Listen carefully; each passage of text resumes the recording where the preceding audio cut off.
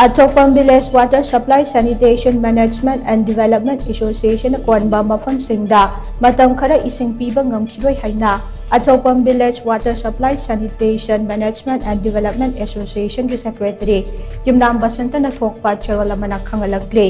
CHEROL aduna hai Athokpam Village ki oina lairiba water supply ki tanki amadi filter tawna ba lairiba sand filter tank singa si matam sangna sizinnarakpana ing tank asi thengalakpada natana isang amadi charang pambi kaya haujalakpana khudongchanaba kaya mayoknahanle handaki nonglay nungsit aduna unawana kaya tank manungda taslakpa ing tank tagi sand filter tank ta fatahawdi kaya chanslakpa ing tank thengalakpana ising yamna thambang ngamlaktaba arong turelgi ising kahena fasilaktaba amade may chang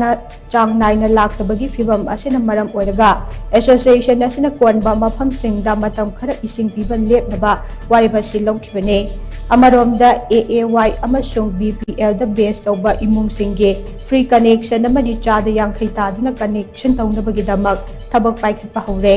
consumer sing asige list office na thoklagani haina su CHEROL asna makha tari